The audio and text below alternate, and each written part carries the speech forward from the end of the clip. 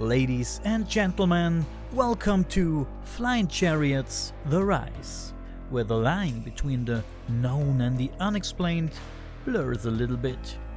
I am your host, Daniel, and with me is my good friend and co-host, Dustin.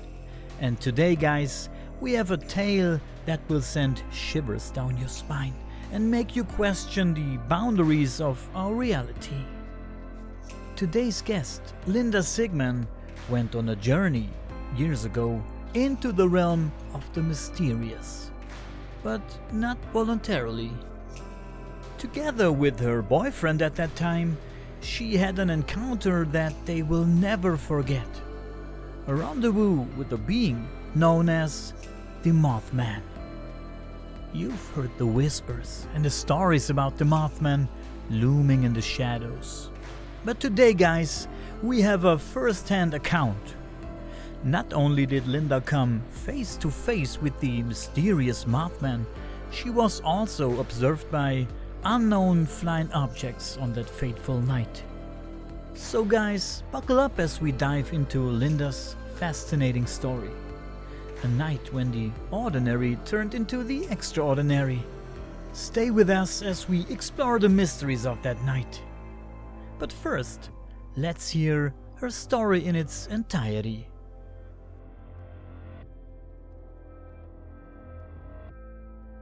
Here with us today is Linda Sigman, a wonderful young lady who experienced something of high strangeness.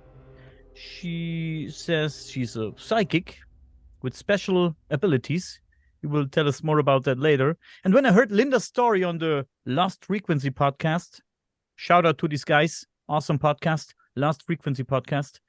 I knew I had to bring her on our show too, because, like I said, you experienced something very strange. It's a fantastic story about the legendary Mothman and the large orb. But if you don't mind, Linda, please tell us a little bit more about yourself and let us know what happened to you back then. Okay. I was a shy child. I first saw my first entity when I was 3 years old. I came in contact with my guardian angel, and I was outside playing in the yard, and it was raining, and I sat down in some water and was splashing around, and I saw a woman over to my right, and every time I turned to look at her, I couldn't see her, but I learned later that that is who she is, and her name was Rachel. And then when I was 5, I saw a gray entity. I had trouble sleeping, so my bedroom overlooked the Ohio River, so I used to sit and watch the boats and trains and things go by.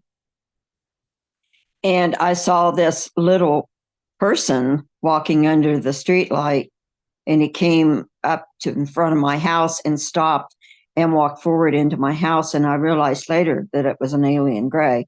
And all the time that I was growing up, I was afraid of robots because I thought that's what that was. That was the only thing that that I could, know that at that age what it might have been. And then as I got older, I realized I had these premonitions and dreams and things that were happening to me, and I didn't quite understand it. My dad used to sit with me and have me to pick different numbers and letters and things. And he put cards on the table, and I could pick the suit of the card that was turned over. I could pick the numbers. And then he taught me to, I know this sounds weird, but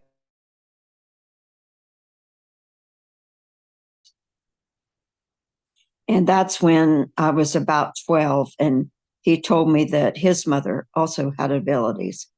But it wasn't until I was a teenager that I realized that a lot of the psychic ability came from my mother's side, from the shoemakers. And I did when I was about 15, I started working on my family tree and found out that the Schumakers were from Germany. And I don't know whether I'm saying this right. Alsace, France, near the Alps. And in my family tree was also Sylvia Brown. She was a shoemaker, and I found her in my family tree, and she was a well-known psychic who passed away about 4 years ago. So my mother shared with me as I was a teenager that she was also had abilities, but as a teenager, I was called a witch and different things because I could hear different people's thoughts and I could feel people's feelings. And so being in a situation where there was a lot of people involved, especially school, it was really hard for me. I was pretty intelligent. I did well in school, but I didn't like to go because anytime there was any kind of a conflict, it was hard for me to process. So I just kind of pushed it aside. And when I was about 16, I had a boyfriend that he was part Native American, and I have Native American on another side of the family. On my mother's side is I'm 7 greats granddaughter of Chief Cornstalk, who is from Point Pleasant. And if you study about the Mothman, you'll hear of Chief Cornstalk and different things and how he played a part in that area. So fast forward, my boyfriend comes over to pick me up in April to just go for a ride in the country because all these kids are seeing something. All these people are seeing what they called the bird. It was an entity that followed a lot of people, and in Point Pleasant especially. I think the first sighting was in Clendenin, West Virginia, where there were 3 guys that were digging a grave in a graveyard, and they saw a winged man, and that was the start of it. And that wasn't too far from Point Pleasant. But he came to pick me up, and we were going to go and look for this creature because that's what kids that age were doing because of the 1967 is when it started, and this was the next April. So all through the winter and months and things, different things were happening. So we go across the Pomeroy Mason Bridge and we get over to Mason, West Virginia, which is a very small town. It has a Walmart now and a few other stores. And he said, we used to ride horses over in this one area. So he said, let's go up there on top of that hill and we can stop and sit up there and it's quiet. And it wasn't dark yet. So about 7:15, off we went, and out through the country we went. And we pulled up a gravel road and it came to a fork, and we took the fork to the left and went to the top of the hill. And we got to this place, which was a big field, just an open field, grassy field. And we pulled in there, and he turned around and faced out just in case someone came along and, said, you shouldn't be up here. You need to leave. So we pulled in there and sat, and we're talking a few minutes. And over to our right, parallel with the car, was a line of trees. And since it was springtime, there weren't any leaves to amount to anything on the trees yet. So, you could see through the trees to the mountains and the hills. In front of us, down over the hill, would have been the Ohio River. And then to our left, down over the hill about 1/4 mile, was an old strip mine where they used to mine for coal, but it was abandoned. So we were pretty much on top of the hill, away from everybody. And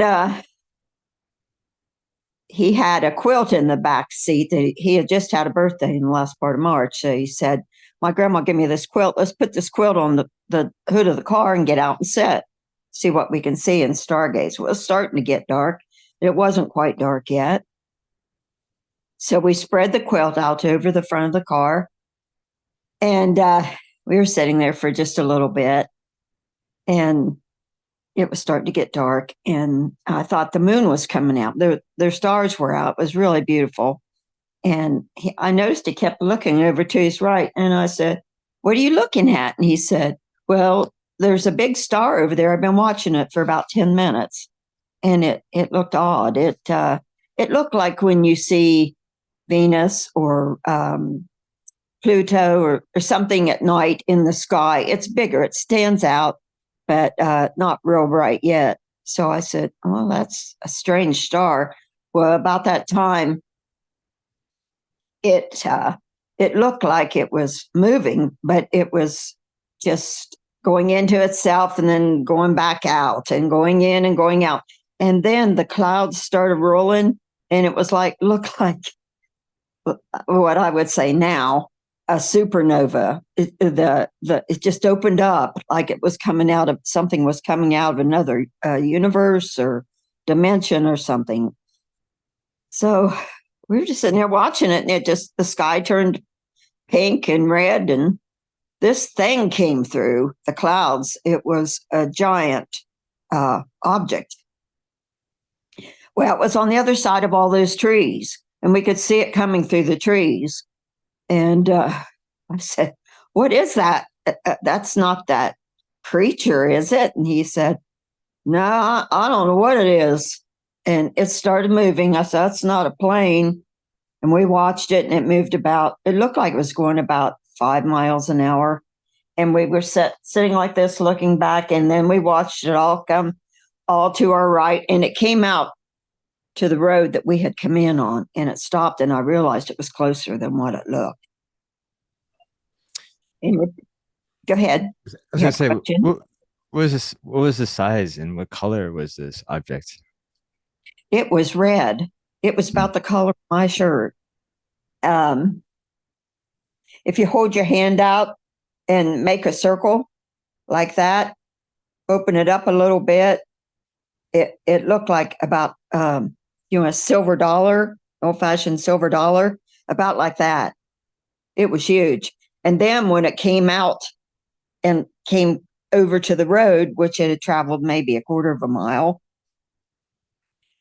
we could see how large it was. And when it got over there, it sort of turned like it to its side, and all we could really see was the bottom of it, and that it was domed. Because when we first saw it, it was a big circle, I would say 50 feet in circumference, maybe. It was pretty big. Oh. And we stared at it and couldn't see any lights, was making no sound whatsoever. There we are out in the middle of nowhere, someplace we're not supposed to be, looking for something we're not supposed to be looking at, because my dad said, "You stay away from down there. There's government men and things, and we don't want to get involved in all that." Well, here it come, slowly toward us, parallel. Just here it come, right toward us, moving slow. And the next thing I remember, now I want you to remember there was missing time here, and I know what happened. The next thing I remember, I was in the car and on the passenger side, and he was in the driver's side. And I've got all this stuff going through my mind thinking, how'd I get here?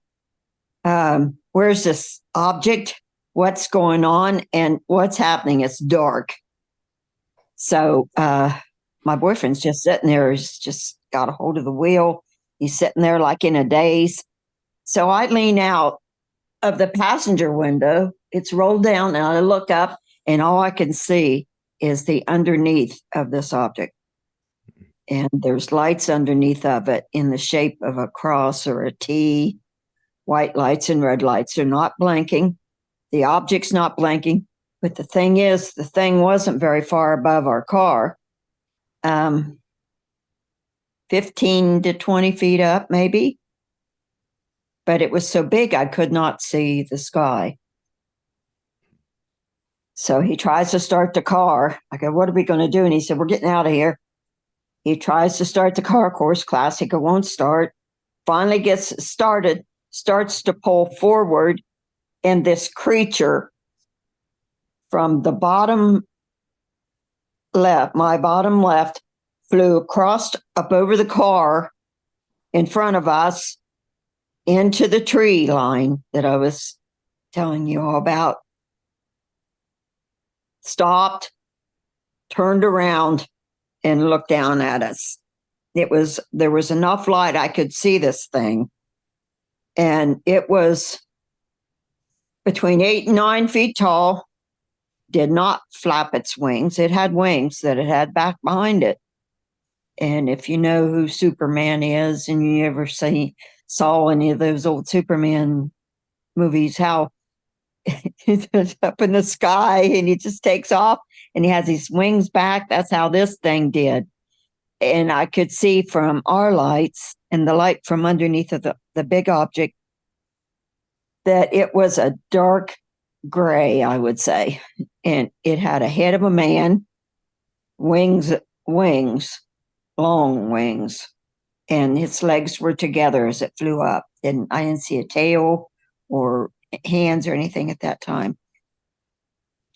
So he's flying out of there and the rocks are flying everywhere. And as we go, the object goes with us. It goes straight down over the hill to the river. And we go to the left and we just about lose it. He's fishtailing on those gravel roads. We're going down over the hill and we almost lose it. Back then we didn't have seat belts. So, you're just flopping all around in the car. And I was busy going, look at that creature. Look at that. Do you see that? And he's like, I saw it. It's a UFO. And I said, no, didn't you not see that creature? And he goes, all I saw was UFO and I'm getting out of here. I'm trying to drive us out of here. And I'm looking back and it's up in the trees. So I said, go back down over hill here and park. And I want to talk about what we saw. So we get down over the hill and there's this little pull off area of gravel off of the little road that we're on to our left. And there's a little road that goes back in there. So he goes back in there. There's no trees around. It's just a flat area. And he turns around and just sort of parks parallel with the road that we came in on, like this. So I said, did you not see that thing? He said, Linda is trying to get us out of here. He said, I don't know what that was, a UFO, but I didn't see anything else. And I said, let's go back up because I want you to see what I saw. I want you to see that creature. I saw that thing. And he goes, I'm not going back up there. We need to just sit here a minute, calm down, then I'm going to take you home. So we sit there a little bit and probably 10 minutes. And we see lights coming up over the hill where we had came from, And we're traveling around the road. It's following the road. And I'm like, there comes a car. We need to get out of here. He said, that's not a car. It was another object. This one was smaller, about the size of a Volkswagen, completely round. And it was following the road, just, and the road turned a little bit, it went. And we were sitting there watching it, but it was only about 3 feet above the road. It made no noise whatsoever. I'm like, that has to be that thing. It's just in another form. I could feel that that it was probably living. I just got that vibe from it, that it just, was trying to communicate. And it got up to where it could stop right straight across from us. And I said, it's found us. We had our lights out and it was dark, but it still saw us. So it sat there a minute and I said, what are we going to do? And he said, right now we're just going to sit here and see where it goes. Of course, it started coming toward us. And I would say it was probably about 40 yards from us, from where we were parked. So it started coming straight toward us. And I'm like, that thing, we escaped the first one. We escaped the alleged Mothman. But here comes this thing. They've sent something after, so I know they have. I'm scared. But yet I'm intrigued and in awe of what I'm seeing. And it comes right up to the car. It gets right to the front of the car, and it stops right at the bumper, the front bumper of the car, and just sits there. And if you looked into a fluorescent light, the color of a fluorescent light, a blue-white light, it was like that, but it didn't have any sound whatsoever. You couldn't see into it. And I wanted to see into it. I wanted to see what it was. And he wasn't very happy with me because I wanted to see it. And I said, should we get out? It's like, no, just sit here. Next thing I can remember is it goes up over the car and it fills the car with light, white, bright, white light, and it's gone. So I'm looking at him. I'm on the floor, and I'm looking at him, and he's slumped over the steering wheel. And I'm like, I think I'm ready to go home now. We look at our clocks, and it's like 8:30. We have half an hour to 45 minutes missing time. I'm like, we left my home at 7:15. It didn't take more than 10 minutes to get out there. It was no later than 7:30. We sat there 10 minutes, and here came this first UFO. We weren't underneath of it more than 10 or 15 minutes that I could remember, and it took us 2 minutes to drive over the hill. There's a half an hour gone. What happened? It's like, I don't know. So we go back out the road and get to the main highway in Mason, West Virginia. We go down the road and we go across the bridge. And I'm like, I feel funny. He's like, how you feel? And I said, this was before computers. I said, I feel like my mind's been picked. But now what I feel like is it was either something was uploaded in my mind and my, like they knew things. And then something happened to me during that experience. If you're going across the bridge, you have to turn left to go down to my house. But if you turn right, you go up to the town of Pomeroy. And it has a great big parking lot in front of the river. And I said, let's just go up there and see if we can see any of these lights from where we're at, because they have had to go somewhere.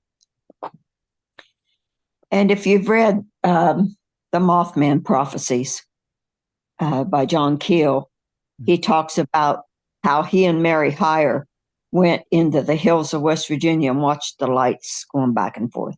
That's what we saw, a couple lights going back and forth. And I said, let's just go home. Well, we turn around. It takes, I'm probably a mile and a half from home. He takes me down and it's dark. And I notice my dad's sitting out on the porch and he runs out to the car. And I think, how does he know where I'm at, where we were? I'm going to get in trouble for being out parked with him in the country. And he said, hurry, get out of the car. And I said, what's wrong? And he said, well, your mother and I were sitting here on the porch about 15 minutes ago, and we saw a big white ball come up over the hill and go over top of the bridge and go towards Pomeroy. And I'm like, that has to be the one we saw. Has to be the very same one. And my mom got up and ran in the house, and she came out and she said, your grandmother was on the phone. She said, run outside. There's at least 2 UFOs coming down your way. So I'm thinking there was at least 2, probably 3 of the little ones and the big one and the creature. Well, I go to school and I only heard of 2 other people having experiences, and it was a pair of twin girls that was in the class below me in school. They had gone for a walk and saw one of those smaller ones above a water tower. near their house. But it was on the radio, and I wanted to call, and they had live radio, WMPO radio, and I wanted to call in. My dad said, you just need to stay away from that place. You don't need to go there. So he said, I told my mom. I didn't tell my dad. I was afraid he'd get really upset. I told my mom, and she said, well, just don't go back over there for a while till that thing's gone. She believed me because she had intuition and psychic abilities. So later on that summer, I guess this was 1966, my dad said, whatever you do, don't go down to that TNT area. Now, the TNT area was an old, it was a place where during World War II, they built ammunition for the army for bombs, and they had these bunkers where they stored TNT and the different things in them down there. It's now a wildlife area, the McClinton Wildlife Area. Well, the kids went down there and hung out because that's one of the first places that they saw the what we called the bird. So he said, you stay away from down there. I said, okay. Of course, that was the first place I went. On the weekend, a bunch of us would get in a car and we'd go down and we'd hunt for this creature. So that happened all summer. And of course, he was spotted here and there in Point Pleasant and chased by several people. But I pretty much stayed away, a good bit of the time, except on the weekends because I had school. Well, go ahead a little bit to the next December. And it's about 2 weeks ahead of Christmas. And let's see, I go down to Point Pleasant, which is about 25 miles from where I lived, Point Pleasant, West Virginia. And I'm going to go across the Silver Bridge. And that's the bridge that collapsed during all this stuff that goes on. We used to go and sit on that bridge because it would move back and forth and swing, and we thought that was fun. Well, I was by myself in Christmas traffic, and I was stuck in the middle of that bridge, and I had a really bad feeling. It's like, this isn't good, and that bridge was swinging, and I can remember looking over towards Point Pleasant from the Ohio side. I drove across, and I was in the middle, all the beautiful Christmas lights.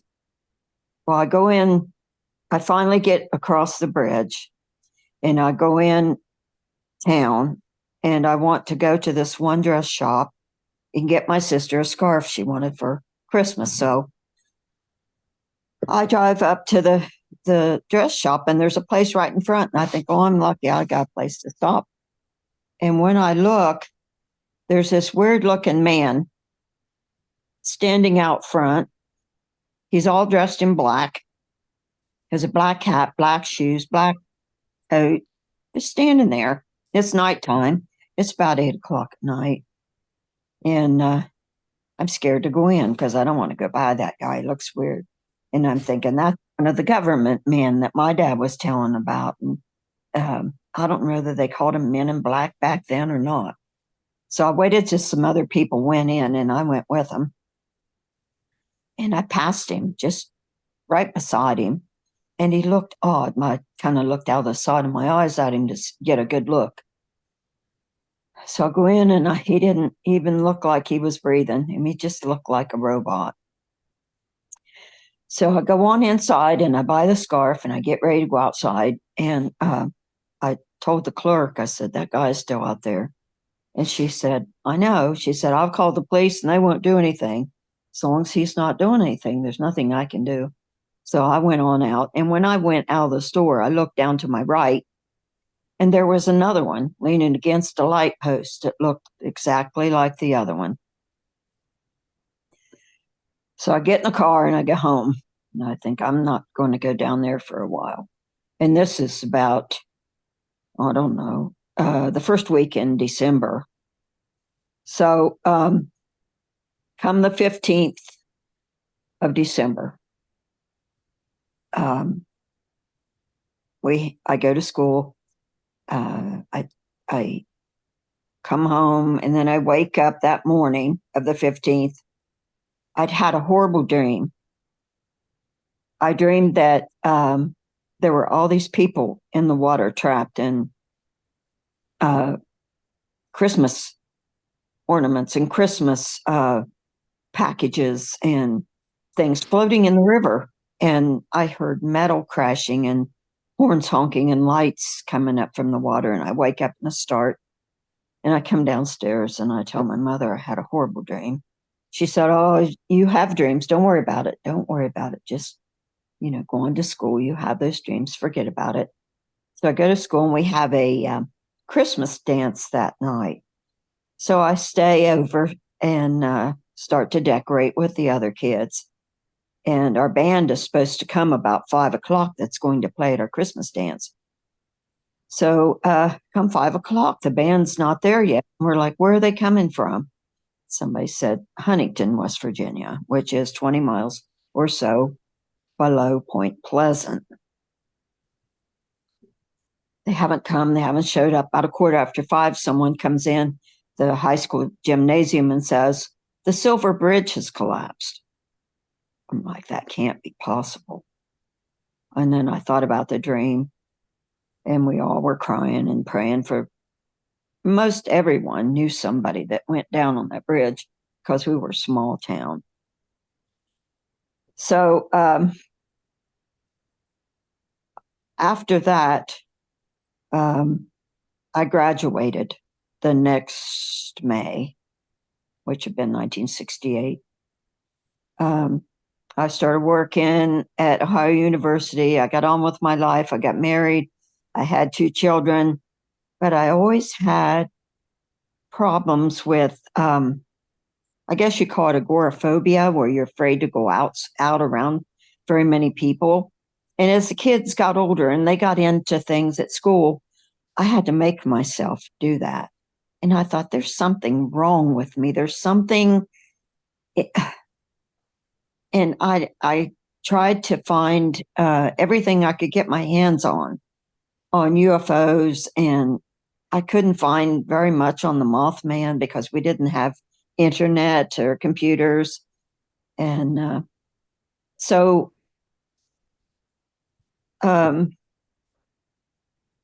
let's see, in 2002, I think it was, I got the book, The Mothman Prophecies. I think it was when it was, this by John Keel. And I read it. And I thought, that's the story of my life. And I didn't know until I read it that other people had the dream of the packages floating in the water. Mary Heyer, who was the Athens messenger, the newspaper reporter that was down there with John Keel. Now, I didn't remember him being down there, but I remember hearing of an author being there, but I didn't. I was interested in other things. But my psychic abilities started really growing, and I didn't know what to do with it. So I finally, I can't remember when the movie came out. It was quite a few years later. I watched it, and that really, if you want to know about the Mothman prophecies, really what happened, you read the book, because it's more true to life. So I started wondering what I was going to do. Well, finally got a computer. So, oh boy, that opened it up for me. I started seeking help to find out if anybody was out there that could help me find out why I was having these dreams and having these fears and scared of the dark. And so I found the Round Town UFO Society out of Circleville, Ohio. So I started going to the meetings. And after I'd gone for a few times, a couple of the people said, well, Well, we have a licensed hypnotherapist here. She's been a therapist, a psychologist for years, and she does regression therapy. And they said, would you do it? We'll pay for it. And I was like, oh, yes, I think that would really help. So she set up an appointment and I went. Now, the Round Town UFO Society is a group of people that meets once a month, the second Thursday of the month at 6:00 in Circleville. And they are a safe place for people that have had encounters like mine. So she gets me over to her office and she puts me under. And I'm wondering, is this going to work? She said, "Do you want to remember everything?" And I'm like, I want to know it all. And she said, "Start where you want to start." So I said, okay. I'm in the car with my boyfriend, and I knew what I had on, what he had on. I had on a blue blouse and a plaid shorts, and he had on a white T-shirt and jeans. I could remember like I was just it was like I was watching a movie. She said, "What's now happening now?" And I said, "Well, we're going across the bridge and we're going into Mason and we're going up Carson Road. And we get to the top of the hill and it's getting dark and we get out and we sit on the car hood and there's this light." And then she said, "Well, what else do you see?" And I said, "Well, it's coming toward us. It's over top of us." And she said, "You had some missing time. Can you think hard what's happening?" And I remembered when my boyfriend jumped off of the hood of the car, when that object was over top of us, that the quilt slipped and I slipped with it to the ground. And I remember when I slipped, the side of my leg got burnt on where it was, the car was still hot because we'd been driving in that 56 Chevy. It was warm. And when I looked down, my boyfriend was nowhere to be seen. And it was like I was in a trance. I looked down and I was sitting on somebody's big feet. And I looked up and the feet were connected, the legs were connected to some kind of a creature. And that creature was what I know was the Mothman. Wow. Dang. And the next, yeah. And I was trying to scream. I couldn't. It's like I was hypnotized to just sitting there. And I was like, where's my boyfriend? Where's my boyfriend? I don't know how much time passed, but I do know that thing picked me up, carried me over to the car, and he was sitting in the car behind the driver's seat. He took him out, put me in, put him back in. And I remember when the door went bang, I was awake. And I remembered the thing flying in front of us up into the trees. And I remember everything since then. Let me interrupt you right here. I'm sorry. It's so No, interesting. that's it. Most of it. Okay. Now. Yeah. Wow. I didn't want to interrupt you because it was so interesting. I didn't want to interrupt you, but I have a few questions now, of course. Absolutely. First of all, the spot where you went with your back then boyfriend on top of the hill, why did you choose this spot? Was it famous for phenomena like that, or why did you choose this spot? We rode out there a lot on his horse. We would ride together on his horse, bareback out there. And there was a spot out there, which was a flat area. There's a lot of hills and mountains in West Virginia. I think it's the only state where every part of it is hills or mountains. And this area was flat. And he was going to help a farmer that next month, is May, to do hay. And when you drive a tractor and you cut the hay, I don't know if you're familiar with how that's all done. I lived 50 years on a farm, that he was going out there and he was going to help him with hay. And he just thought it was the top of the hill. We could see the stars. We could see the Milky Way. That thing had been seen not too long from there. I think it was during that summer or spring. It had been seen not too far in Mason. A woman was driving to church one morning, and the Mothman was in the middle of the road, and it just stood and put its wings out. So we were kind of in the middle of a location of where we might be able to see something. And then I knew that my grandparents said that their neighbors, which was about 3 miles northwest of where we were parked across the river into Ohio, had been seeing these UFOs every morning at 3:00. So we were kind of centrally located between Point Pleasant, Mason, Pomeroy, and Clendenin and Huntington. You know, we were in an area where it was just a good spot to observe. Okay. And you also told us that your dad warned you not to go up there because there were now and then there were men of the government have been seen there. Yeah, that is at the TNT area in Point Pleasant. Mm-hmm. That is, see, we were in Pomeroy, and then over across the river was Mason. And Mason was where we had our sighting. Point Pleasant's 20 miles down the river, and that's where the Silver Bridge collapsed. And that's where Mothman was seen a lot, at this place where they made the ammunition. It's called the TNT area. So my dad knew that kids went down there to try and look for it. And of course, after we had our experience up in Mason, every weekend we'd go down there, and kids had grouped together, and we'd sit there and party and watch for, we called it the bird because we didn't know what it was. So that was the area, was called the TNT area. And it's near Point Pleasant, West Virginia. Okay. And it was observed by these government workers, government men, because of it was a dangerous area because of the TNT stuff. Yeah, it was closed down, but at the time, it closed down when the war ended and everything went into rubble.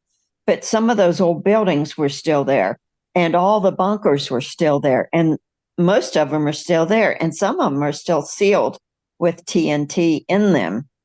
But you can still go in there now. It's a wildlife preserve now. But these guys, they called them the Men in Black. They bothered anybody that had a sighting that they knew about. They'd go to their house and try to get information. And the Men in Black did not appear to be human. This guy I saw, you know what AIs look like now. They almost look human. That's how these guys looked back in the 60s. Their skin had a pallor to it. It was almost but they kind of had Oriental features, but their skin was sort of a gray look to it. And they had black hats and black shoes and sunglasses. And I don't know if they called them back then, they called them G-men. I don't know, government men, what they called them. But my dad, he was up on all that stuff. He knew that they were down there. And he said, don't you go down around there. They'll be coming up here and asking us questions, and I don't want to answer any of them. So I didn't. But they seemed to follow people around.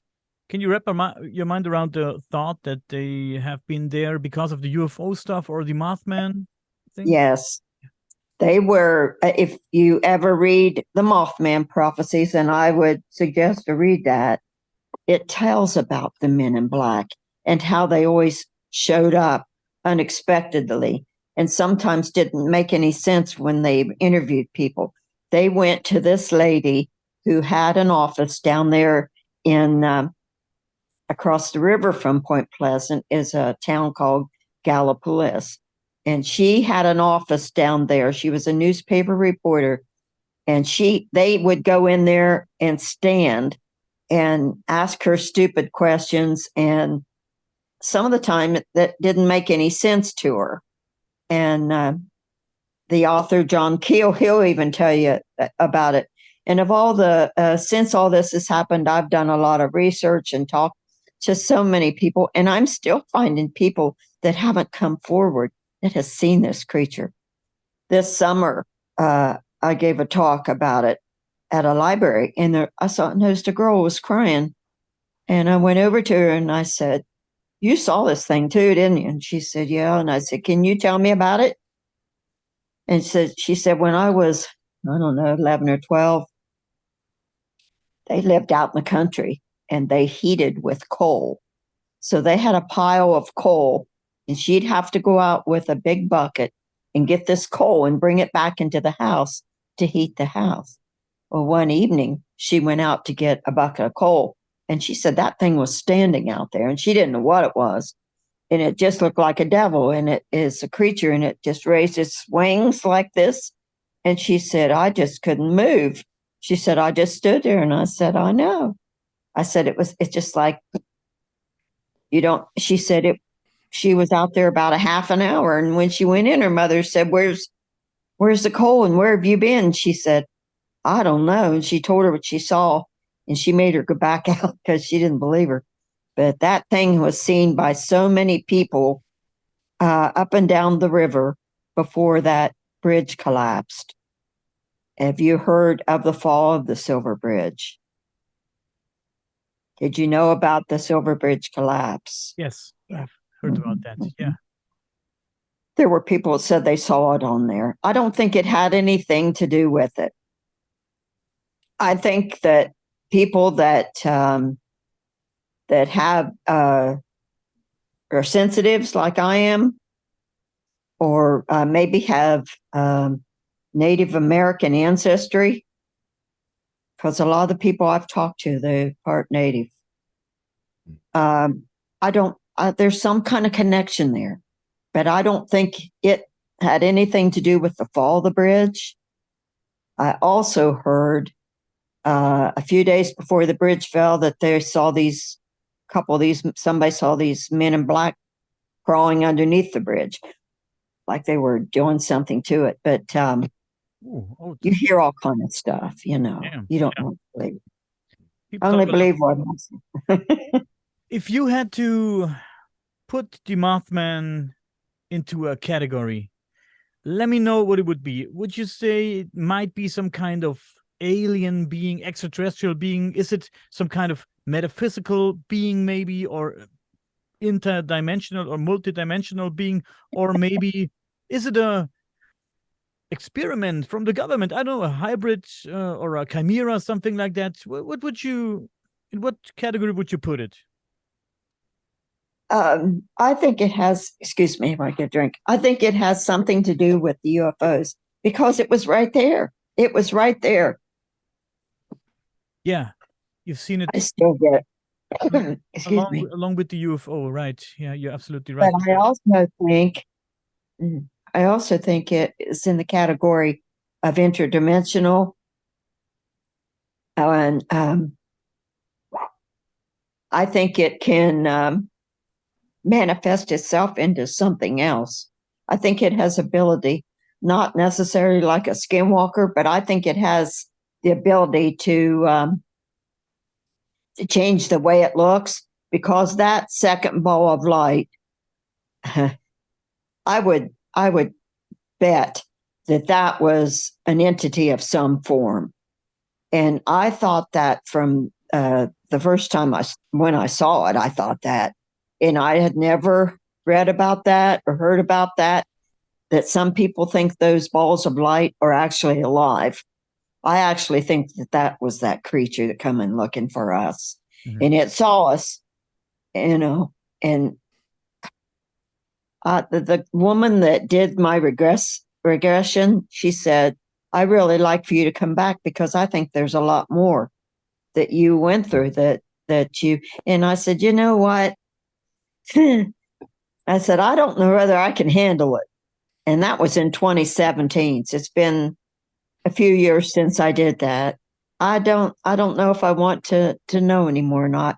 All I do know is it had a hold of me. It could have hurt me, and it didn't. If anything, it helped me, I think. it kept me from going back down there. I didn't want to go back to Point Pleasant after, I had that dream and I had that experience. We used to go down there all the time and go across that bridge, and we'd sit on that silver bridge and watch that thing swing with us on it and think that it would swing till it went completely over. And we'd think how fun that would be, but how tragic it was that it broke, and what caused it, I don't know. But I think that those men in black had something to do with it, whether they knew it was going to happen or what happened. But I don't think the Mothman did. I just think, he was down there to warn. I also think that he might be some form of for what do you call it? Where you foresee the future and you try to keep somebody like a banshee, forewarning entity of some kind. But I do know that it was flesh and blood, or therefore it could not have picked me up. Yeah. Now I had a lot of trouble with that. I remembered everything. I had all those feelings and all that came to fore, and I had a lot to deal with for the past few years. I've come to terms with it, and a lot of it is through a group of people that have had the same experiences. I know of one couple that was riding in backwoods of just a couple years ago. It was about 3 PM in West Virginia, and they were on the back roads, and they came up on something that was laying in the middle of the road, kind of humped over, and they thought it was a deer or a bear or something. And when they got up close to it, it stood up and put its arms out and took off, and it was a winged entity. Wow. Justin, so do you have still around? Taking all the space here, Justin. Sorry. No, that's all right. Yeah, no, I think it's very interesting that you have the family medium going on. Yes. And I think maybe that might be a key factor of why he chose you and messed with you, because it seems like two different incidences that you saw this thing and you went somewhere else and it came back. Maybe it gravitates towards people who have more of an insight. Exactly. Yeah. I think it opened up something inside of my mind, whether it's the pineal gland or the third eye, whatever you want to call it. I think we're all born with it, with that ability. Some more than others, just like talents for art or music or anything like that. Right. Now, my daughter she has the abilities, but it kind of frightens her, and she's a teacher, so she kind of doesn't, but she uses it that way. And my son, he's starting to really come more open about it. And I think as I hit my 40s, I think it really skyrocketed. And I think after my kids grew up and I had more time to deal with it. Now I use it to help people. That's awesome. And I can't forget one thing you said earlier. You said that you had the feeling that there was something uploaded into your mind, into your get a little bit deeper into that. What was it? What was uploaded to your mind? What happened? It was like I had a knowing, like I had an understanding that this was almost like a calling. And here I am moving my hands like a Rubik's Cube. It's like somebody went in there and swept it out and put something else in. That's all I know how to. And it's like it wasn't that it made me any more intelligent, but it affected parts of my mind that helped to open up that ability. Expanded your mind in some kind of way. Expanded my mind. Now, I have done different things. I've done remote viewing just in the past year or so. And I've had some incredible results with that. But mostly, I am a Christian woman, and I have had trouble with this. So I talked to a lot of ministers about it, and they said it's called the power of discernment. So I pray that God helps me to be able to use that to help other people. And I can be out somewhere and I can pick up on somebody that is having something that they're struggling with. And I'm like radar. I go right to them and I'll say, I don't mean to be into your business, but do you have a moment that I can talk to you about what's bothering you or something like that? Now, my daughter, when she was younger, and I would do that, and I didn't do it a lot when my kids were young because embarrassed them, you know. But as she got older, now she goes, "You go do your thing, Mom. I'll be over in the clothes. I'll go look at the groceries or something." But I went to Arizona, to Sedona, and that's a magical place. And I was up on the Red Rocks watching the sunset, and I saw a couple sitting there, and they looked happy. But he got up, and I was drawn to that girl. And I went over and I sat down. It's like a moth to light, is what I say. Ah. And I went over to her and I sat down and I said, "You've just lost somebody very important to you." And she shook her head and I said, "Don't tell me, I'll tell you." I said, "It was your mom, and you took this vacation so that you could try and get yourself together and realize, you know, why and where and when you're supposed to be." And I came up with her mother's name, grandmother's name, where they were from, when she died, what she died of. And I was like, she goes, "You don't know how much you've helped me." And I said, "Every time I help somebody, it helps me to grow because it makes me feel good to be able to help."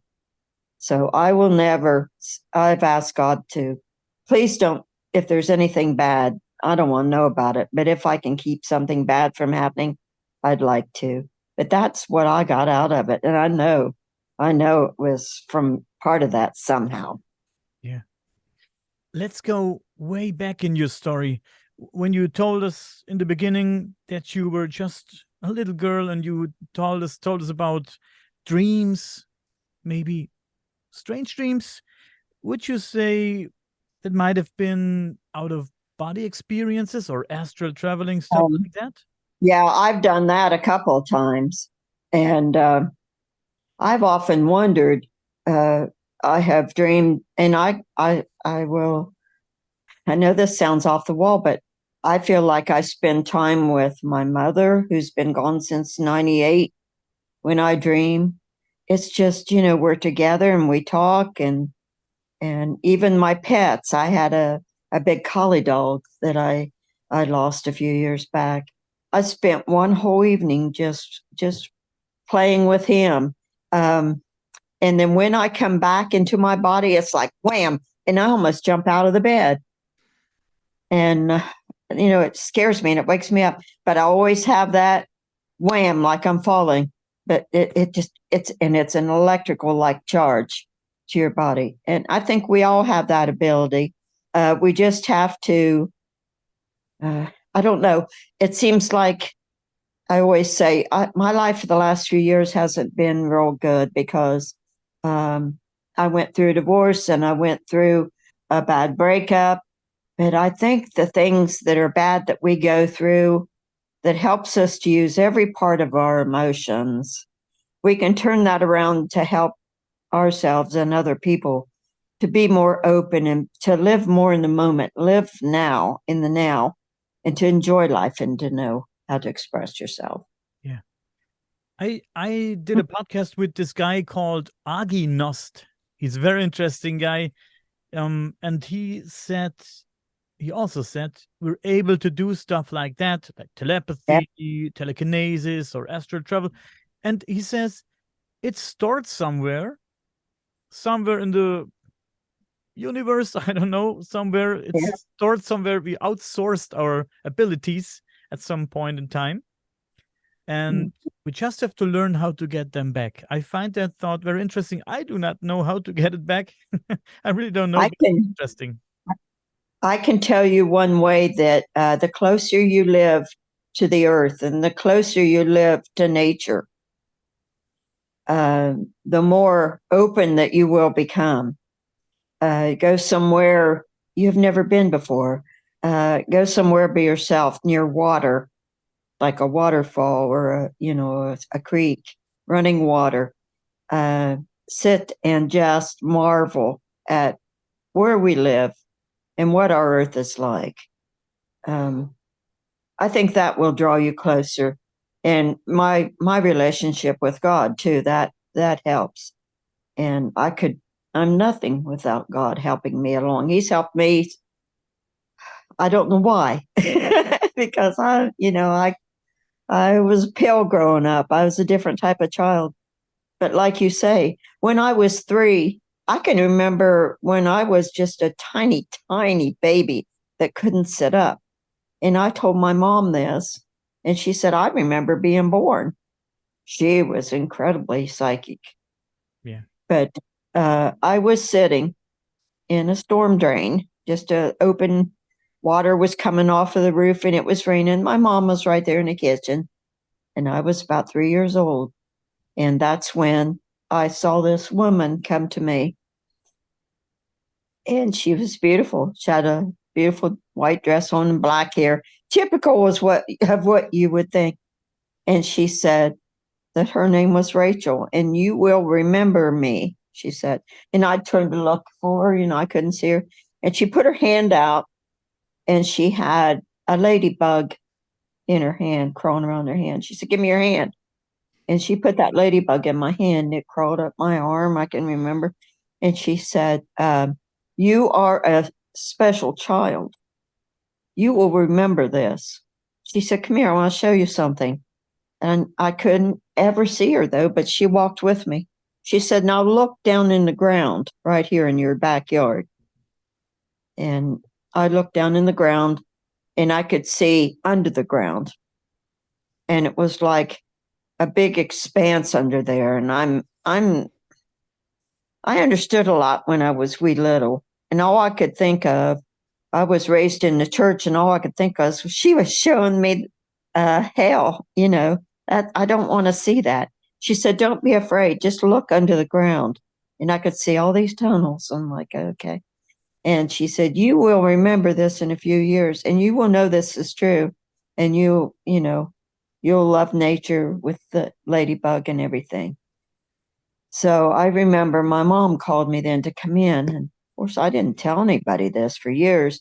I was about 12 years old, living in the same house.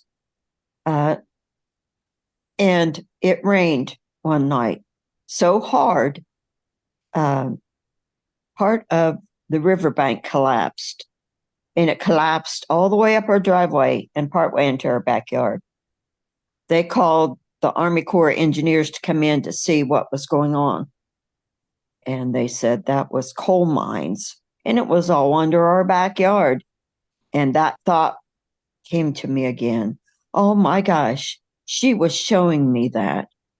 And now I know, beyond a shadow of a doubt, that that's who that was and what she was doing. But as I got older, I didn't want, because I thought I'm a witch, because kids would call me witch because they'd ask me things and I would tell them, and, Linda's a witch, Linda's a witch. So when you're a teenager, you don't want that kind of stuff. So, but I learned as I grew older that this was a gift and that we all have the ability. Yeah. This guardian angel, you refer to her as Rachel. Mm-hmm. Have you ever found out more about Rachel? Was it the ghost of a deceased or something like that? Do you know anything about her? Only that she's still with me and will be until I pass away. There is in one of the books that I've read, it tells you how to come in contact with your guardian angel, and it tells you to sit quietly and meditate and go down into a stairway, like down under the ground. And when you come out to a bench, which is overlooking a beautiful lake. And you go and you sit on the bench and you ask your guardian angel to come and sit with you. I did that meditation and she came in my mind. I saw her again. And I felt that she keeps me out of trouble, and she still does. But I don't really have that much interaction with her. They say your guardian angels will help you. But as far as Rachel in my family, like I said, I did my family tree, and a lot of them come from Germany. That's why I said on both sides of my family. But the shoemakers were they were Schumacher, was their name, Schumacher. Mm-hmm. You familiar with that name? Yes. They were from the border of Switzerland and Germany, I think. And then when they came over here, that would have been my great grandparents, I think. But I knew my great grandma, Emma, but she died when I was 16. She was in her 90s. But I didn't really understand too much about my mother died when I was 48, I think. Yeah, I wasn't 50 years old yet. So I think that I was still starting to go through what I call it a transition. In your 40s, you really start becoming more mature and more open to that kind of reality, I think. So some people are younger, and some people just go through life until they get to a place in their life where they really get really interested in it, or they don't. Welcome to my life. Yeah, your life was very and it interesting. goes on and on. Yeah, it's going on and on. You're right. And your life was very interesting so far. Mm-hmm. And I think we had a very valuable talk today. I really enjoyed it. Thank you. Yeah. Now, what's happening out here is I have found that not only am I drawn to spirits, but I'm also drawn to other types of cryptids like Bigfoot. And I have that kind of stuff going on here, and other people that have been here. And my son has been here, and we've had knocks and whoops and tree structures and shadows and all that stuff. So we're interested in that stuff too. So, but yeah, you should have been on our last talk. You'd have been perfect. Yeah. That's awesome. Yeah, we were discussing some of the Bigfoot stories. But yeah, that was very intriguing. I've seen Your story. And I've seen the footprints out here in my creek. We live in the foothills, and there's a creek behind my house. Like I said, anytime you're near water, you're going to be near supernatural or paranormal activity. I think it has something to do with it. We'll keep that in mind next time we're near some water. Okay, Linda, please stay with us for 2 more minutes, okay? Okay, well, it's been my pleasure talking to you, and thank you.